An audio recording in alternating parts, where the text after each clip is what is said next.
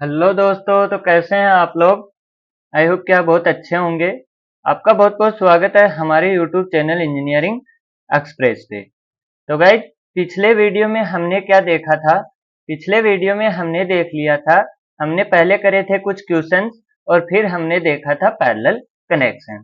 तो I hope कि वो सारी चीजें आप देख के आए होंगे, क्वेश्चन आपने बनाए होंगे और वो सारी चीजें आपको समझ में आ गई होंगी। इतनी मेरी उम्मीद है कि आप सब चीजें देख के आए होंगे और फिर उसके बाद ही यहाँ पे आए होंगे।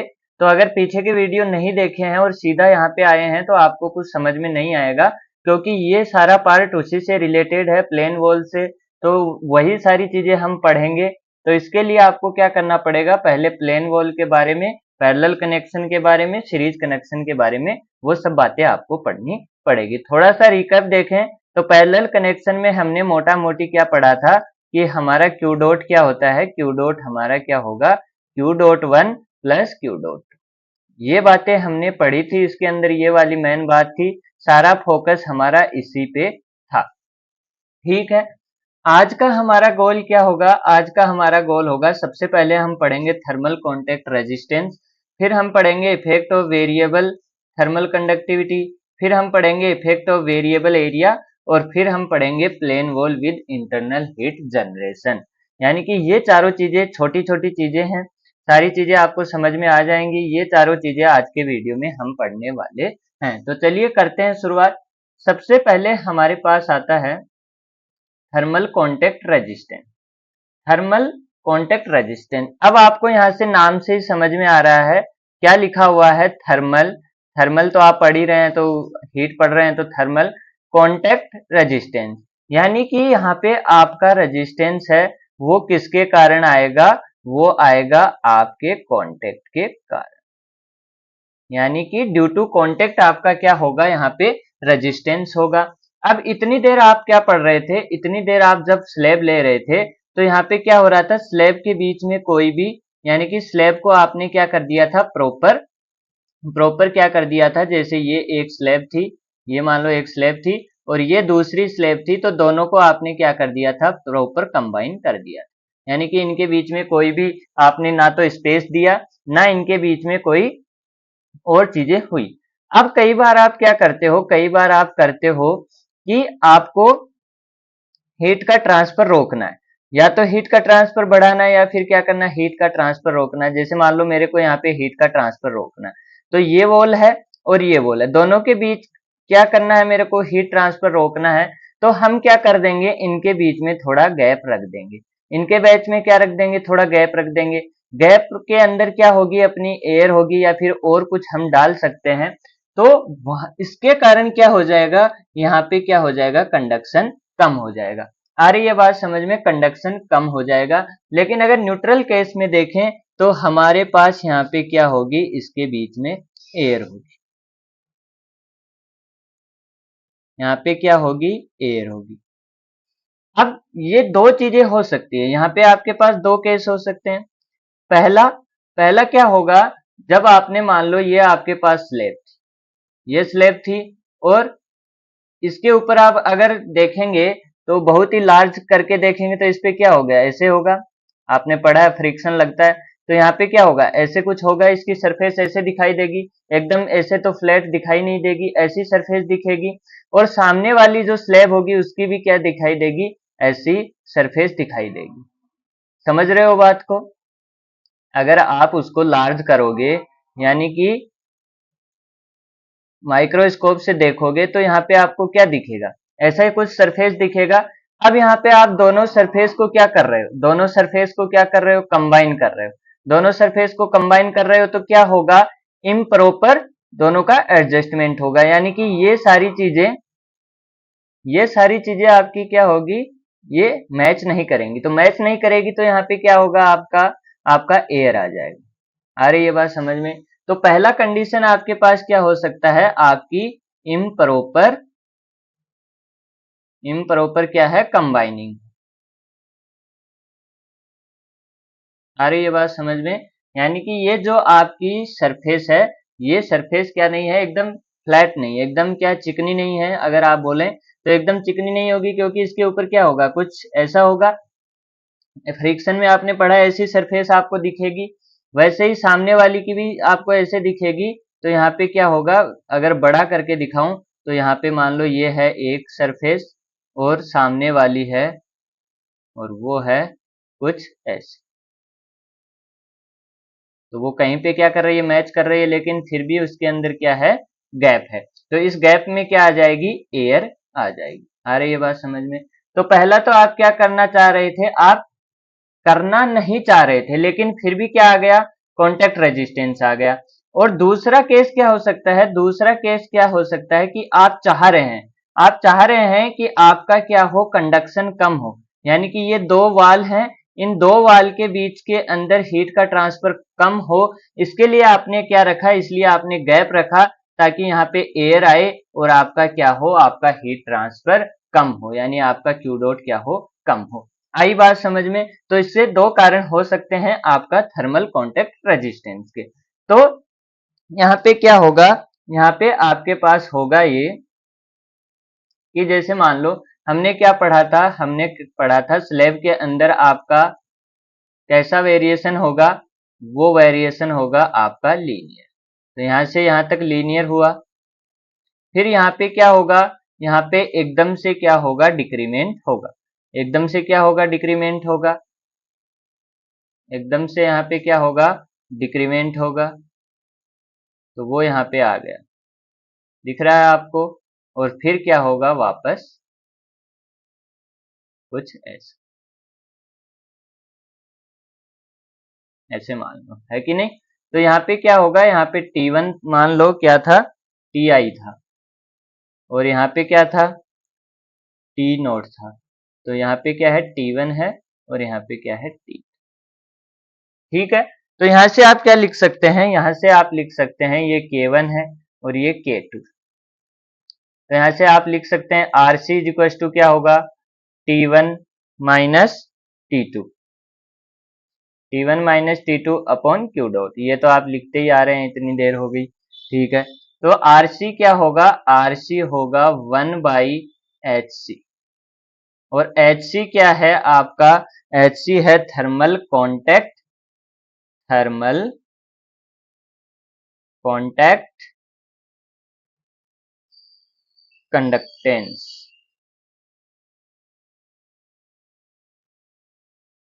थर्मल कॉन्टैक्ट कंडक्टेंस, तो ये वाली चीज आपको याद रखनी है। RC यानी कि कॉन्टैक्ट रेजिस्टेंस क्या होगा, 1/HC।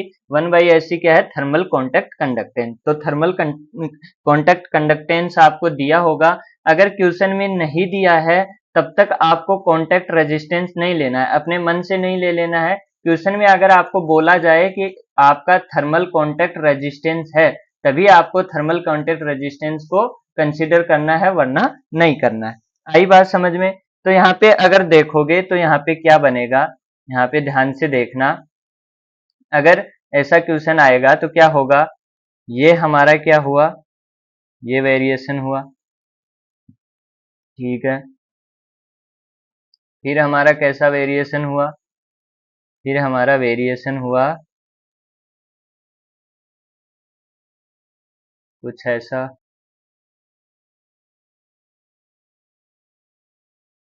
और यहाँ पे क्या है, एकदम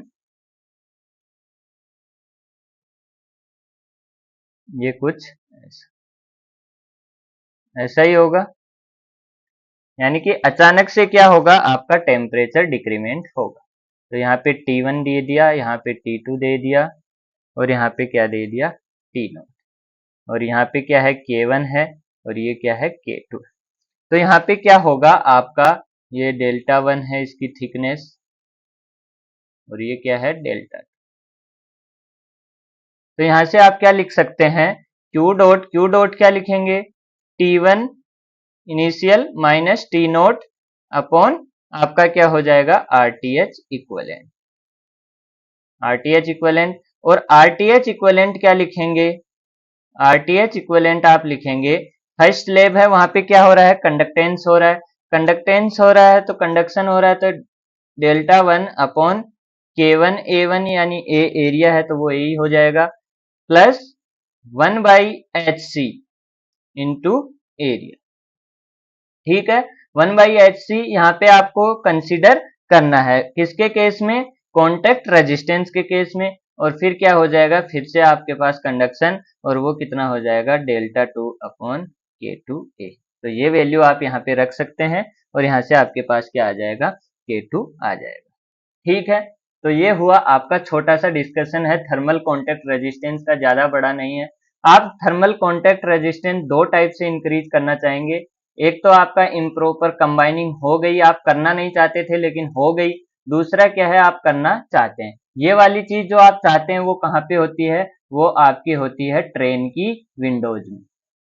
जो ट्रेन की ऐसी विंडो होती है उसके अंदर क्या होता है, उसके अंदर स्लैब्स होती हैं कांच की, तो उनके बीच में क्या रखा जाता है, गैप रखा जाता है, और उसके बीच में क्या होती है, एयर होती है, ताकि आपका जो अंदर का हीट है वो बाहर ना जाए और बाहर का हीट क्या ना हो, अंदर ना आए। तो वहां पे जानबूझ के ये क्या किया जाता है, थर्मल कॉन्टेक्ट रेजिस्टेंस दिया जाता है। ठीक है, फिर आता है हमारा effect of variable thermal conductivity. इतनी देर हम क्या देख रहे थे, इतनी देर हम देख रहे थे हमारे पास क्या था, जो भी कंडक्टिविटी थी वो क्या थी, कांस्टेंट थी। कंडक्टिविटी क्या नहीं हो रही थी, वेरिएबल नहीं थी, वो क्या थी, कांस्टेंट थी। अब हम देखते हैं कि क्या इफेक्ट होगा जब आपकी कंडक्टिविटी है वो वेरिएबल है। तो यहां से हम पहले क्या लिखते थे, हम लिखते थे Q dot is equal to minus K A D T upon D X, ये वाली वैल्यू हम लिखते थे। तो यहां से क्या हो जाएगा, Q डॉट ए इधर आया तो minus K A D T upon D X. ठीक है, अब वेरिएबल कंडक्टिविटी आपके पास कैसे कैसे हो सकती है, वेरिएबल कंडक्टिविटी आपके पास कैसे कैसे हो सकती है।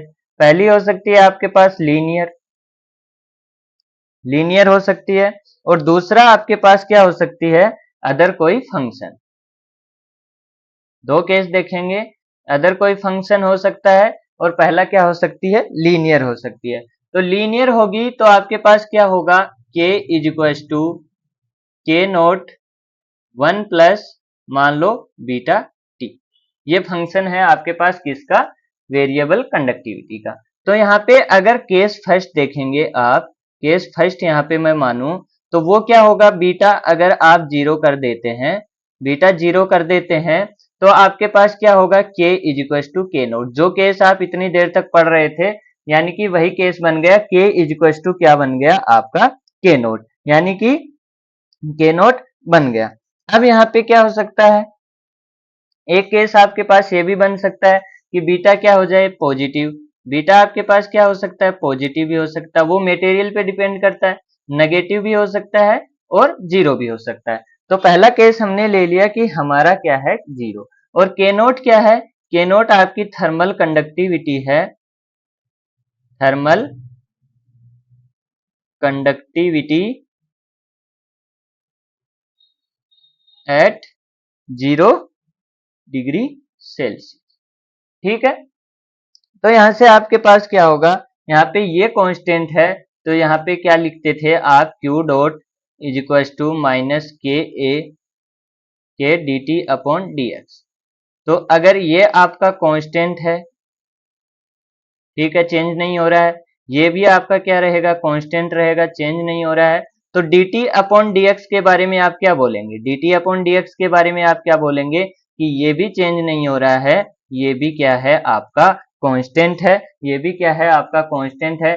तो आप क्या बनाएंगे, आप बनाते थे कुछ ऐसा, यानी कि वेरिएशन कैसा बनाते थे, लीनियर बनाते थे कि नहीं बनाते थे। यहाँ पे क्या है, T2 और यहाँ पे क्या है, T1। ये वाली चीज आप बनाते थे कि नहीं बनाते थे, बताओ मेरे को, ये वाली चीज आप बनाते थे।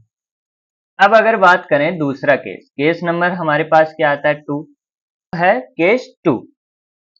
केस 2 क्या होगा, केस 2 है आपके पास बीटा इज इक्वल टू क्या है, पॉजिटिव। बीटा पॉजिटिव है तो यहाँ पे क्या होगा, आप लिख सकते हैं k इज इक्वल टू के नोट 1 प्लस बीटा टी, ये लिख सकते हैं। तो यहाँ से अगर आप देखेंगे तो टेम्परेचर इंक्रीज हो रहा है, तो आपका k की वैल्यू क्या होगी, इंक्रीज होगी क्योंकि पॉजिटिव है। और अगर आप लिखें कि t क्या हो रहा है, डिक्रीज हो रहा है, तो आपका k का वैल्यू भी क्या होगा, डिक्रीज होगा। ये बात लिख सकते हैं। ठीक है, तो यहाँ पे अगर आप देखेंगे आपने क्या लिखा था, ये आपकी क्या थी, स्लेब थी, ये आपकी स्लेब थी। यहाँ पे T1 था, यहाँ पे क्या था, T2 था, यहाँ पे T2 था और T2 क्या था, लेस देन T1 था, यानी कि एक्स डायरेक्शन में आपका क्या हो रहा है, टेम्परेचर डिक्रीज हो रहा है। टेम्परेचर डिक्रीज हो रहा है मतलब ये वाली कंडीशन आप क्या कर सकते हैं, अप्लाई कर सकते हैं। तो क्यू डॉट आप क्या लिखेंगे, क्यू डॉट लिखेंगे minus K A K D T upon D X, ये लिखेंगे। तो ये वाली वैल्यू क्या है आपकी, कांस्टेंट है, ये बदल नहीं रही। के क्या हो रहा है, टेम्परेचर डिक्रीज हो रहा है, के क्या हो रहा है, डिक्रीज हो रहा है, के डिक्रीज हो रहा है, इसका मतलब dt अपॉन dx को क्या होना पड़ेगा, इंक्रीज होना पड़ेगा। आ रही है बात समझ में। जैसे मान लो यहाँ पे क्या था, 100 था, 100 था, तो ये मान लो 50 था पहले, ये भी 50 था, अब ये 50 से डिक्रीज होके 40 हो गया, तो इसको कितना होना पड़ेगा, 60 होना पड़ेगा। ये चीज तो आप समझ सकते हैं। तो dt अपॉन dx को क्या होना पड़ेगा, इंक्रीज होना पड़ेगा। तो यहाँ पे आप देखेंगे तो क्या होगा, यहाँ पे आपके पास होगा, अगर मैं बनाऊं तो वो क्या होगा,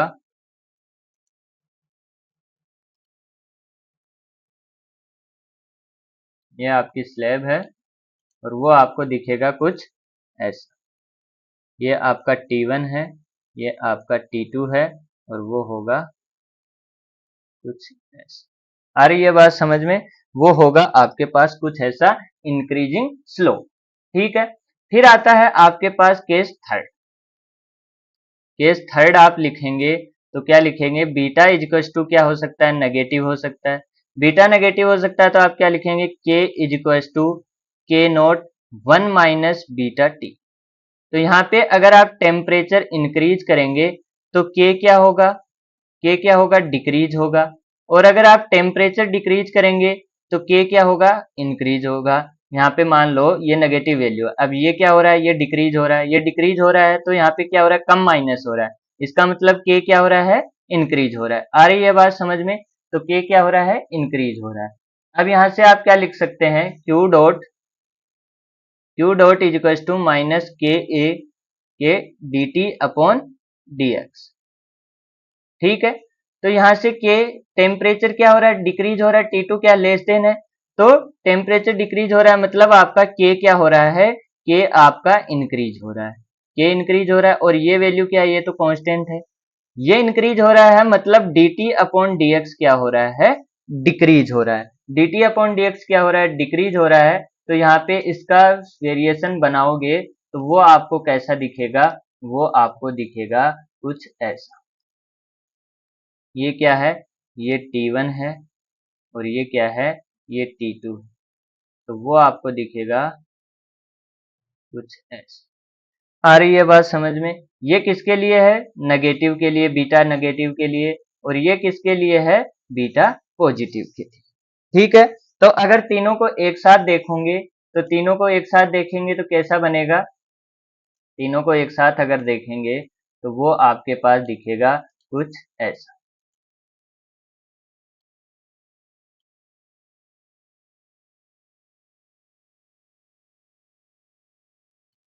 ये ऐसा है,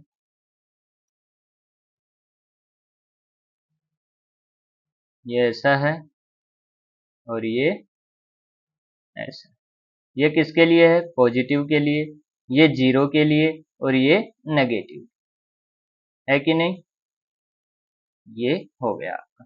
अब जैसे आपको अगर कोई पूछे, मान लीजिए क्वेश्चन पूछे कि आपके पास क्या है, आपके पास beta is equal to zero है, beta is equal to zero है और मिड पॉइंट पे टेम्परेचर 50 डिग्री सेल्सियस है, और फिर मैं अगर बीटा को पॉजिटिव कर दूं तो उसी जगह पे टेम्परेचर इंक्रीज होगा या डिक्रीज होगा। तो आप यहां से देख के बता सकते हैं कि इसका ग्राफ क्या है, ऊपर है, इसका ग्राफ ऊपर है यहाँ से, तो यहाँ पे अगर 50 डिग्री सेल्सियस है तो वहां पे क्या होगा, बीटा अगर पॉजिटिव होगा तो उसका ज्यादा ही होगा, उसका टेम्परेचर क्या होगा, ज्यादा ही होगा। आ रही है बात समझ में।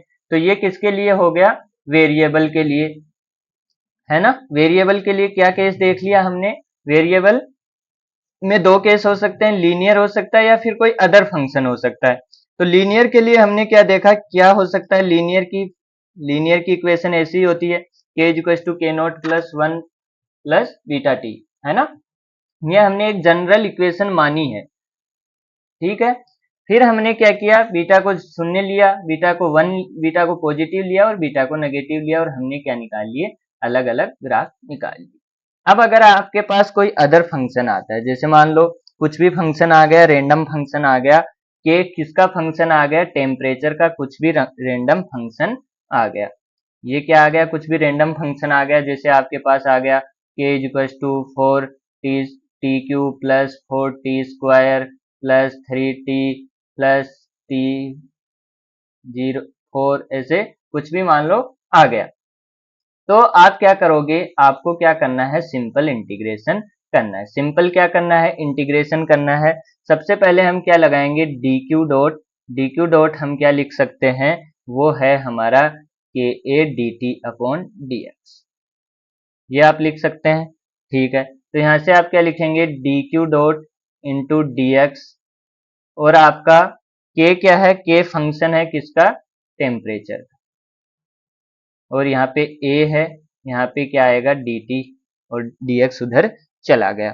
तो यहाँ से क्या लिख सकते हैं, अगर आप इसको इंटीग्रेट करेंगे तो यहाँ पे q डॉट होगा पूरे इंटीग्रेशन के अंदर, dx कहाँ से होगा, 0 से डेल्टा तक, और यहाँ पे क्या हो जाएगा के टी, और ये क्या हो जाएगा t1 से लेके t2 तक, dt यहाँ पे है ही, और एरिया क्या आ जाएगा आपका, बाहर आ जाएगा।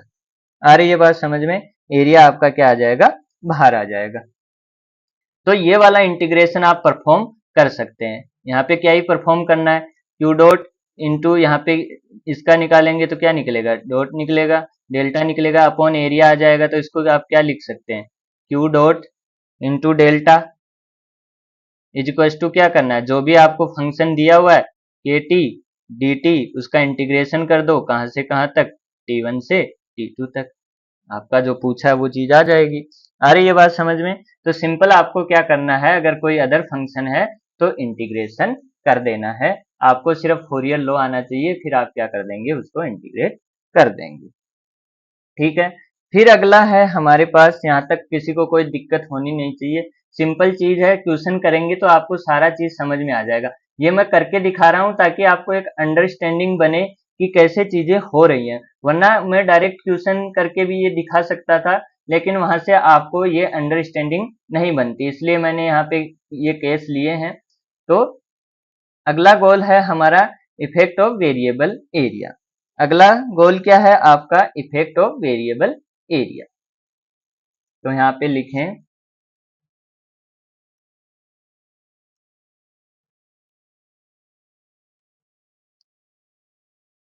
अगला गोल आपका क्या है, इफेक्ट ऑफ वेरिएबल एरिया।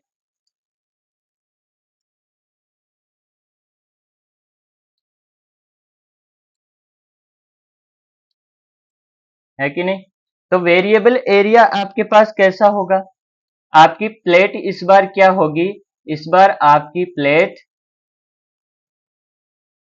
कुछ ऐसी दिखेगी, कैसी भी हो सकती है, बस एरिया आपका क्या है, कांस्टेंट नहीं, एरिया क्या हो रहा है, चेंज हो रहा है, ठीक है। एरिया आपका क्या हो रहा है, चेंज हो रहा है। जैसे मान लो ये आपका एरिया, ये आपकी प्लेट है,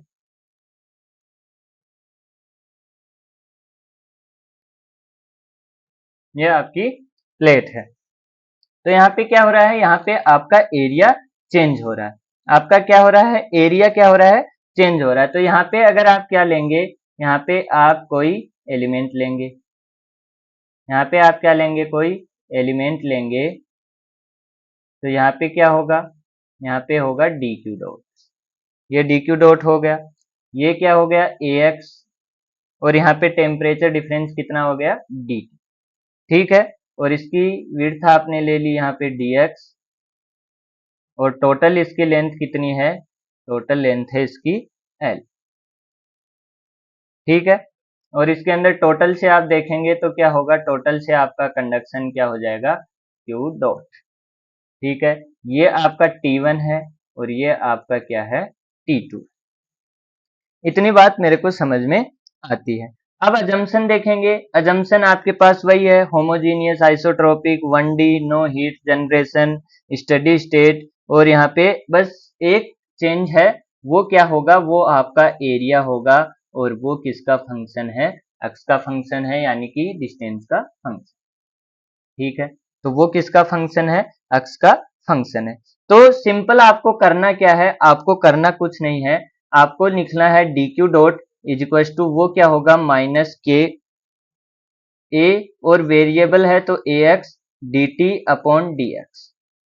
ठीक है, ये आप कर सकते हैं। तो यहाँ पे क्या आ जाएगा, D Q dot into D X upon A X, variable separable, minus K D T. तो यहाँ से क्या हो जाएगा, इसका इंटीग्रेशन करोगे तो ये तो क्यू डॉट बन जाएगा पूरे के लिए, और यहाँ पे क्या आएगा, यहाँ पे आप करेंगे x1 से लेके x2 तक, और dx अपॉन ax। ax आपको क्वेश्चन में दिया हुआ रहेगा कि आपका फंक्शन किस टाइप का है। यहाँ भी हमारे पास कई केस बन सकते हैं, लीनियर हो सकता है, और भी कोई फंक्शन हो सकता है, लेकिन यहाँ पे हम अलग अलग नहीं करेंगे, वो मैंने ऊपर दिखा दिया। सेम वैसे ही आप अलग अलग कर सकते हैं, लेकिन मेन मुद्दा आपका क्या है, वो है आपका ये, आपको ये परफॉर्म करना है। जहां भी आपको क्या दिखे, वेरिएबल एरिया दिखे, तो आपको सिंपल क्या करना है, इंटीग्रेशन करना है। और x1 x2 क्या है आपका, x1 यहाँ से है, और x2 क्या है ये। आ रही है बात समझ में। तो यहाँ से आपको इंटीग्रेशन करना है, जो भी आपका फंक्शन होगा एरिया का, वो आपको क्या होगा, क्वेश्चन में गिवन होगा, तो आपको उसकी दिक्कत नहीं है कि क्या होगा क्या नहीं होगा, तो वो सारी चीज आप यहाँ पे कर सकते हो। आ रही है बात समझ में। अगर यहीं पे अगर हम आपको एग्जांपल दूं सिंपल सा, कि आपका एरिया क्या है, लीनियर है, यानी कि ए एक्स क्या है, ए एक्स है आपका, सी कोई कांस्टेंट है, और सी एक्स है, Y equal to M X लिखते हैं ना, तो वहां पे क्या हो जाएगा, ये वाई है, ये क्या है, m है, और ये x है, तो ये है। तो यहाँ पे करो इंटीग्रेशन, q डॉट, इंटीग्रेशन करोगे तो क्या होगा, q dot dx upon C X, integration x1 to x2 is equal to minus K D T, और ये क्या हो जाएगा, t1 से t2, यही होगा। तो यहाँ पे लिखेंगे तो क्या लिखेंगे, q डॉट, और आपका क्या है, c तो कांस्टेंट है, बाहर आ जाएगा, और dx बाई एक्स क्या बनेगा, ln x, ln x बना, और यहां से आप क्या लिख देंगे, x1 x2, और यहाँ पे क्या बना, माइनस के, और यहाँ पे बना t2 माइनस t1, ये बना t2 माइनस t1। और यहाँ से आप क्या लिख सकते हैं, q dot divide by c, और यहाँ पे क्या बन गया, ln x2 अपॉन x1, और आप क्या लिख सकते हैं, माइनस के t2 माइनस t1, ऐसा आप लिख सकते हैं। अरे ये बात समझ में। तो सेम ऐसे ही बाकी सारे इंटीग्रेशन, अगर कोई और फंक्शन है तो उसका भी आप इंटीग्रेट कर सकते हो, वो सारी चीजें आप यहाँ पे कर सकते हो, उसके अंदर कुछ नया फंडा है नहीं। ये मैंने आपको दिखाने के लिए कि आप समझो उस चीज को, ट्यूशन से डायरेक्ट करता तो काफी लोग उस चीज को समझ में नहीं पाते। थर्ड चीज है हमारे पास, वो है, वो क्या है हमारा, plane wall with internal heat generation. अगला है हमारा plane wall with internal heat generation. क्या है, plane wall with internal heat generation, ये है।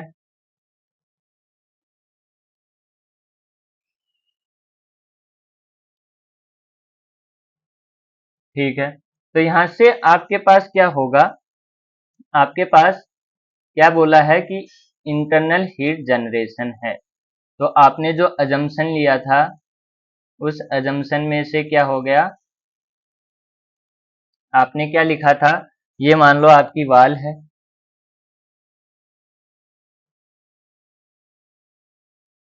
ये टेम्परेचर T2 है, ये टेम्परेचर T1 है, और यहाँ पे क्या हो रहा है, internal heat generation, internal heat generation हो रहा है, ये K है, और ये क्या है, डेल्टा इसकी थिकनेस। ठीक है, तो यहाँ पे क्या है, यहाँ पे आपका Q डॉट G क्या है, क्यू डॉट जी यहाँ पे आपका जीरो नहीं है, यानी कि इंटरनल हीट जनरेशन यहाँ पे है। तो आपने इक्वेशन क्या लिखी थी, किस चीज की आपने इक्वेशन लिखी थी, किसकी, जनरल हीट कंडक्शन इक्वेशन की। जनरल हीट कंडक्शन इक्वेशन आपने क्या लिखी थी, वो लिखी थी delta square T plus Q dot G divide by के इज इक्वल टू आपने क्या लिखा था, 1/अल्फा डॉट टी अपॉन डॉट आउ। तो यहाँ पे हमारे सारे अजम्पशन क्या हैं, सेम है, सिर्फ एक अजम्पशन चेंज है, वो क्या है, हमारा क्या है, होमोजीनियस है, मटेरियल क्या है, होमोजीनियस है, प्लस आइसोट्रोपिक है, ठीक है। हमारा 1D है, फ्लो क्या है, 1D है। हमारा heat generation not equal to zero है, हमारी स्टडी स्टेट है, स्टडी स्टेट है, और के भी हमारा क्या है, कांस्टेंट है। और हमारा इंटरनल हीट जनरेशन कैसा है, वो है यूनिफॉर्म। यूनिफॉर्म हमने क्या लिया है, internal heat generation. Non uniform भी हो सकता है, यूनिफॉर्म भी हो सकता है। आ रही है बात समझ में, नॉन यूनिफॉर्म भी हो सकता है और आपका यूनिफॉर्म भी हो सकता है।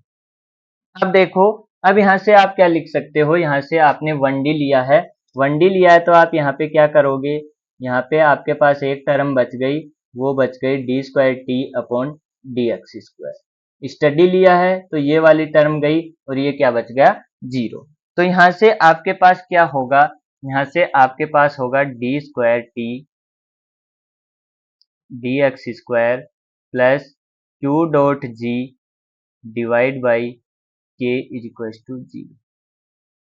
इस सेशन का पर्पज क्या है, पर्पज ये सब चीजें मैं क्यों करा रहा हूं, ताकि आपको चीजें समझ में आए। जरूरी नहीं है आपके पास यही केस हो, यहाँ पे आपके पास क्या हो सकता है, ये भी हो सकता है इंटरनल हीट जनरेशन, और आपको बोल दे अनस्टेडी स्टेट कंडीशन है, तो आपको यहाँ पे ये वाली टर्म नहीं होगा। फिर आपको क्या करना है, जो जो मैं कर रहा हूँ वैसे करना है। मैं आपको सिर्फ एक केस लेके आपकी अंडरस्टैंडिंग बना रहा हूं, ताकि आप इससे रिलेटेड और चीजें समझ पाए। क्वेश्चन में क्या होगा, क्वेश्चन से सीधा करा था तो आप सिर्फ वही चीज समझ पाते, यहाँ से आपको और चीजें भी समझ में आएंगी, कैसे बाउंड्री कंडीशन लेनी है, कैसे क्या करना है। तो यहाँ से आप क्या लिखेंगे, D square T upon D X square is equal to minus Q dot G divide by K, ये आप लिख सकते हैं। अब इसका इंटीग्रेशन करेंगे तो आपके पास क्या होगा, D T upon D x, यहाँ पे आप क्या कर रहे हैं, इंटीग्रेट।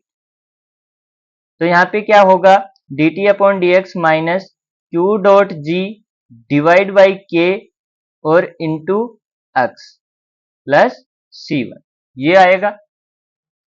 दोबारा से आपने क्या किया, इंटीग्रेट किया, तो वो क्या होगा, T is equal to minus Q dot G divide by K X square by two plus C one X plus C two. आ रही है बात समझ में, यहाँ पे आपने क्या किया, दोबारा इंटीग्रेट किया। इतनी बात मेरे को समझ में आती है। अब यहाँ पे क्या लगाओगे, यहाँ पे लगा दो बाउंड्री कंडीशन। बाउंड्री कंडीशन आप क्या क्या लिख सकते हो, क्वेश्चन में देखो जरा, बाउंड्री कंडीशन आप क्या क्या लिख सकते हो। बाउंड्री कंडीशन एट एक्स बराबर जीरो पे क्या होगा आपका, एट एक्स बराबर जीरो पे, एक्स बराबर जीरो पे क्या है, T is equal to T one है। एट एक्स बराबर डेल्टा पे आपका क्या है, डेल्टा पे आपका है T is equal to T two. तो ये सिंपल आपका इक्वेशन है, तो सिंपल बाउंड्री कंडीशन आप लगा सकते हो।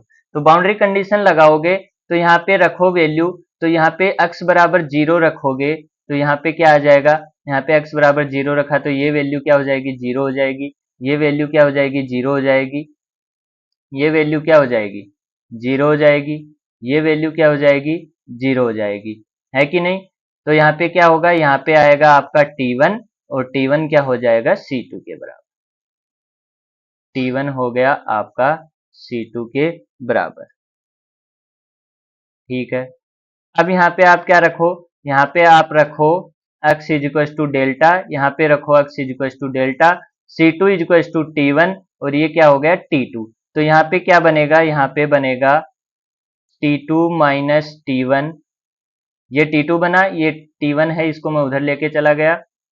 Q dot ji delta square divide by 2K plus C1 कितना है, C1 है और डेल्टा है, तो ये क्या बना, T2 minus T1 plus Q dot G2K delta square, और यहाँ से आपके पास क्या आ जाएगा, यहाँ पे अपॉन डेल्टा, और ये डेल्टा कैंसिल हो गया और ये क्या बन गया, C1 बन गया।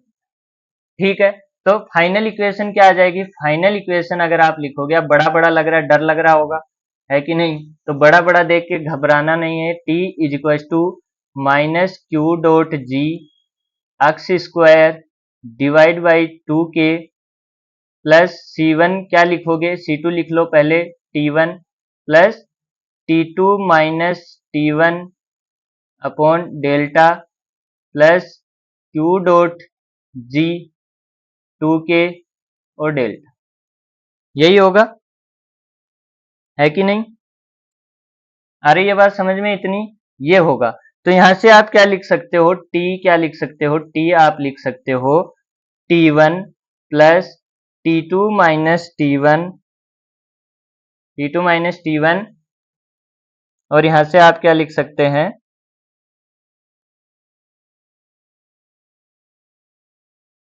यहाँ पे आप लिख सकते हैं, क्या लिखेंगे,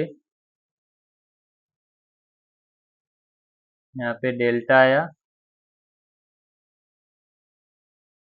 C1 के साथ क्या था, अक्स भी था ना, तो यहाँ पे क्या होगा, अक्स भी होगा, है ना, तो यहाँ पे क्या होगा, ये होगा plus Q dot G divide by 2K, आप कॉमन लेंगे, कॉमन लेंगे तो आपके पास क्या बनेगा, delta X minus X square, ये दोनों एक्स ही हैं, मैंने एक एक्स ऐसे लिख दिया, एक एक्स ऐसे लिख दिया, तो यहाँ पे ये इक्वेशन बन गई।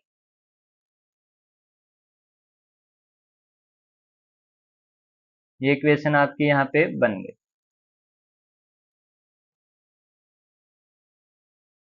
तो ये इंटीग्रेशन आपको करना आना चाहिए, आपको क्या कंडीशन दी हुई है, कैसे करना, वो सब चीजें आपको आनी चाहिए। यहाँ पे T1 है, यहाँ पे T2 है, आपने बाउंड्री कंडीशन क्या ली, एट एक्स बराबर 0 पे T is equal to T1, at X is equal to delta पे आपके पास क्या होगा, T is equal to T2 होगा।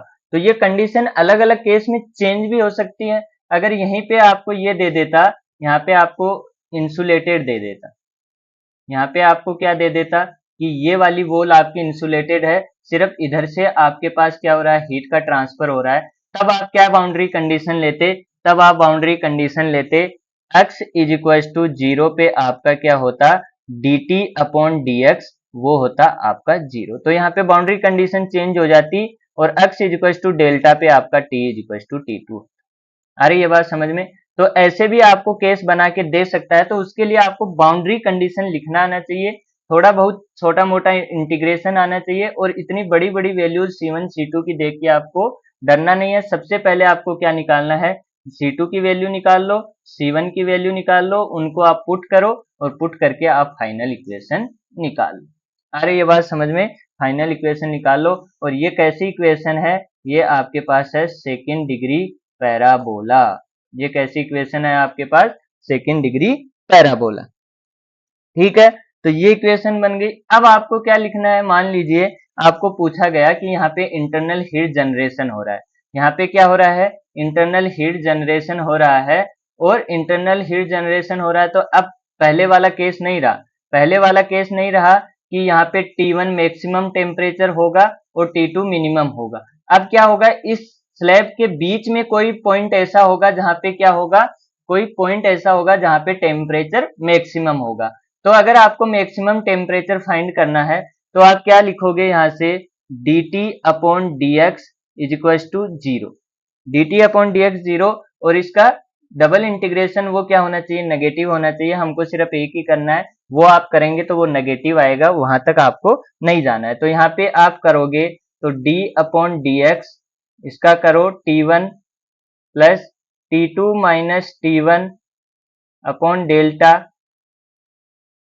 अक्स है, ठीक है, Q dot G divide by 2k delta X minus X square, ये हुआ।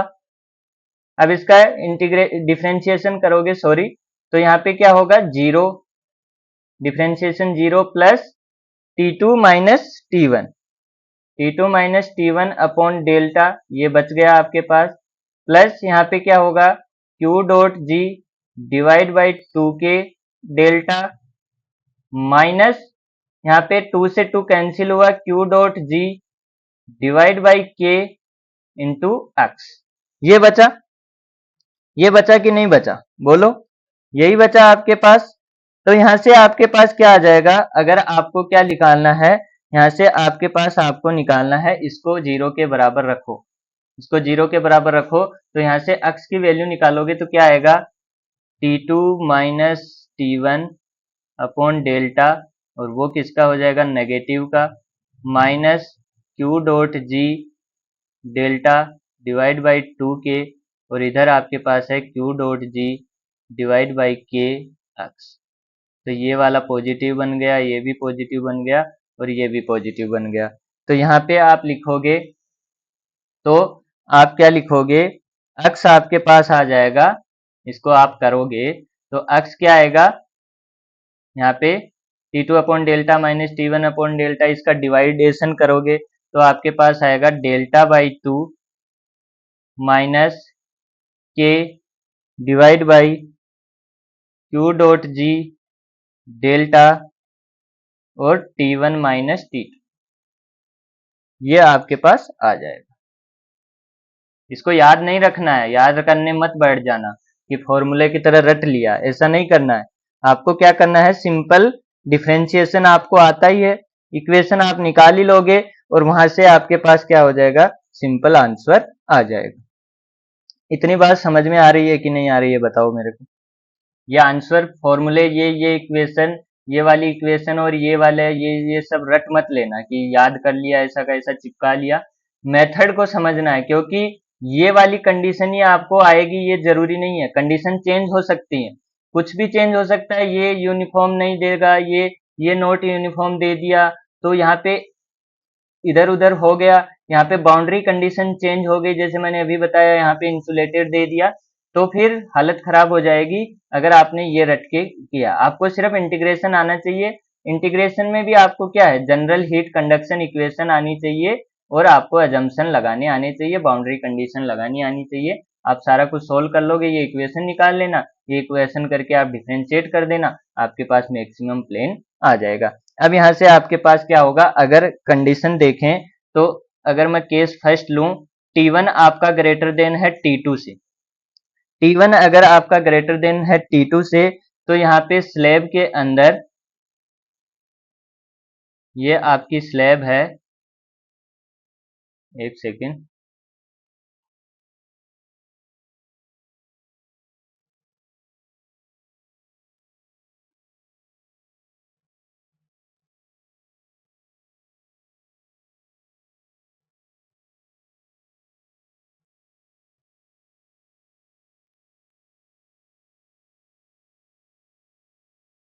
ये स्लैब है, तो यहाँ पे क्या होगा, T1 अगर ग्रेटर देन T2 है, T1 ग्रेटर देन T2 है, और ये आपका मिड प्लेन है,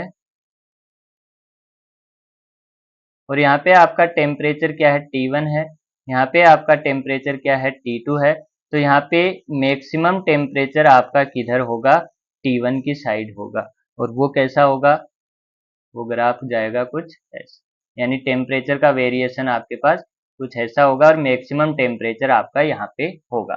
अगर दूसरा केस देखें कि T2 है ग्रेटर देन किससे, T1 से, T2 ग्रेटर देन है किससे, T1 से, तो आपके पास क्या होगा, ये आपका मिड प्लेन है, ये आपका T1 है, ये आपका T2 है, तो यहाँ पे T2 की साइड आपका क्या होगा, मैक्सिमम टेम्परेचर होगा।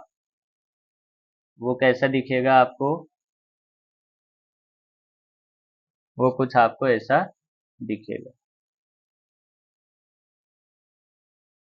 T2 की साइड क्या आ जाएगा, मैक्सिमम टेम्परेचर। यानी इस बार T2 हायर पे होगा और T1 क्या आ जाएगा, नीचे आ जाएगा। ऐसा दिखेगा, है कि नहीं, समझ पा रहे हो? मैं यहाँ से ठीक से बना नहीं पा रहा हूँ, लेकिन आप समझ रहे होंगे। और अगर आपके पास T1 is equal to T2 है, तो वो क्या होगा, वो एकदम मिड पॉइंट पे आपका क्या होगा, मैक्सिमम टेम्परेचर होगा। आई इतनी बात समझ में? तो ये हो गया। अब कल के लेक्चर में हम क्वेश्चंस देखेंगे इन सारी चीजों पे। ये जो जो टॉपिक हमने अब तक कवर किए हैं पीछे के, पैरेलल कनेक्शन, सीरीज कनेक्शन, उनके हमने देख लिए थे। और आज वाले चारों टॉपिक, इनके क्वेश्चन हम करेंगे। बहुत ही अच्छे अच्छे क्वेश्चन आपको देखने को मिलेंगे। सारे जो आज का कंफ्यूजन है, आज का कंफ्यूजन, अभी आप ये मत सोचो कि कुछ समझ में नहीं आया, ये नहीं हुआ। मुझे पता है आधी चीजें आपको समझ में नहीं आई, आधी चीजें आपके ऊपर से गई हैं, मेरे को वो बात पता है। कल का अगर आप जो क्वेश्चन बनाएंगे, वो क्वेश्चन जब आप करेंगे, तब आपके सारे धागे खुल जाएंगे कि हमने क्या क्या किया था और क्यों किया था। आपके पास दो सवाल हैं अभी, हम ये क्यों कर रहे हैं, ये सब हमने क्यों किया, और हमको कुछ समझ में नहीं आया।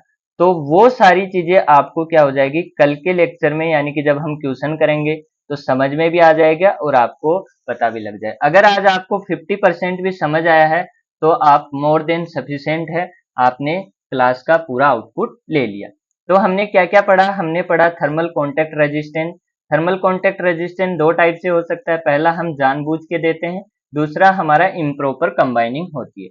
तो इम्प्रॉपर कंबाइनिंग को ही मेनली क्या बोलते हैं, थर्मल कॉन्टैक्ट रेजिस्टेंस। और जो हम जानबूझ के करते हैं, वो हम जानबूझ के इम्प्रॉपर कंबाइनिंग करवाते हैं। ठीक है, तो 1/hc यहाँ पे थर्मल कॉन्टैक्ट कंडक्टेंस हो गया, और यहाँ से हम क्या निकाल सकते हैं, रेजिस्टेंस। फिर हमने पढ़ा effect of variable thermal conductivity, जिसके अंदर हमने लीनियर वेरिएबल देखा, और फिर हमने देखा अदर फंक्शन को कैसे सोल्व करेंगे। तो लीनियर के पास हमारे पास तीन केस आए, beta positive, beta negative, beta zero. तो वहां से हमने अलग अलग क्या देख लिए कि कैसे हमारा dt अपॉन dx टेम्परेचर का वेरिएशन चेंज हो रहा है, वो सारी चीजें हमने देखी। फिर हमने देखा कि हमारा कोई रेंडम फंक्शन है, तो रेंडम फंक्शन है तो हमको क्या करना है, डायरेक्ट इंटीग्रेट करना है, और इंटीग्रेट करके हम आंसर निकाल सकते। फिर हमने देखा effect of variable area. Area का अगर हमारे पास फंक्शन है, तो फंक्शन के अंदर हमने देखा कि डायरेक्ट क्या करो, वैल्यू पुट करो, इंटीग्रेट करो, और आपके पास आंसर आ जाएगा। फिर हमने देखा plane wall with internal heat generation. Internal heat generation होगा तो आपका T1 इस बार मैक्सिमम नहीं ना होके T2 मिनिमम ना होके कोई बीच में ऐसा प्लेन आएगा जहां पे क्या होगा, आपका मैक्सिमम टेम्परेचर होगा। उसके लिए हमने क्या लगाया, उसके लिए हमने वेरिएबल हीट जनरेशन के लिए हमने क्या लगाया, जनरल हीट कंडक्शन इक्वेशन लगाया, क्योंकि वहीं पे आपकी क्या आ रही थी, इंटरनल हीट कंडक्शन। यहाँ पे फूरियर लॉ मत लगाने बैठ जाना, क्योंकि फूरियर लॉ में इंटरनल हीट जनरेशन नहीं है। आ रही है बात समझ में? तो यहाँ पे इंटरनल हीट जनरेशन इक्वेशन लगाई, सारे अजम्पशन लगाए, अजम्पशन लगा के हमने क्या किया, इंटीग्रेट किया, इंटीग्रेट करके हमने क्या लगाई, बाउंड्री कंडीशन।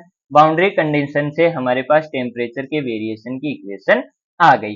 फिर हमने क्या बताया, मैंने बताया कि आपके पास अलग अलग केस बन सकते हैं, तो आपको इसको रटना नहीं है, याद नहीं करना है, सिर्फ मेथड को समझना है और आपको इक्वेशन निकालनी है। फिर आपके पास क्या आया कि हमारा मैक्सिमम टेम्परेचर कहाँ पे होगा। मैक्सिमम टेम्परेचर के लिए हमने क्या किया, dt upon dx is equal to क्या करते हैं, जीरो करते हैं, और D square T upon dx square वो नेगेटिव आए तो हमारा क्या होगा, मैक्सिमम होगा। लेकिन हमको ये नेगेटिव चेक नहीं करना है, वो करेंगे तो नेगेटिव ही आएगा, वो आप देख सकते हैं। ठीक है, तो यहाँ से हमने निकाला, यहाँ से हमने निकाला, तो हमने देखा कि अगर हमारा T1 ग्रेटर है T2 से, तो हमारा T1 की साइड इंटरनल मैक्सिमम प्लेन होगा, जहाँ पे आपका क्या होगा, मैक्सिमम टेम्परेचर। अगर T2 ज्यादा है, तो आपका पास T2 की साइड आपके पास मैक्सिमम टेम्परेचर होगा, और T1 T2 बराबर है, तो एकदम मिड पॉइंट पे आपका मैक्सिमम टेम्परेचर होगा। तो ये सारी चीजें हमने पढ़ ली। आई होप कि आपको सारी चीजें समझ में आई होंगी। अगर 50% चीजें भी आपको समझ में आई हैं, तो बहुत अच्छी बात है। अगले वीडियो में आपको सारी चीजें समझ में आ जाएंगी, लेकिन यही वीडियो देख के छोड़ मत देना कि मेरे को समझ में नहीं आया, ये हो गया, वो हो गया। इसके आगे वाली वीडियो क्वेश्चंस वो भी देखना, बहुत अच्छे अच्छे क्वेश्चंस हैं, आपको सारी चीजें समझ में आई होंगी। तो आज के लिए वीडियो को लाइक कर दो, चैनल को सब्सक्राइब कर दो, और भी दोस्तों को शेयर करो। मिलते हैं अगले वीडियो में, तब तक के लिए जय हिंद, जय भारत, और पढ़ते रहो, हंसते रहो, मुस्कुराते रहो, खेलते रहो, लाइफ में मचाते रहो। मिलते हैं अगले वीडियो में।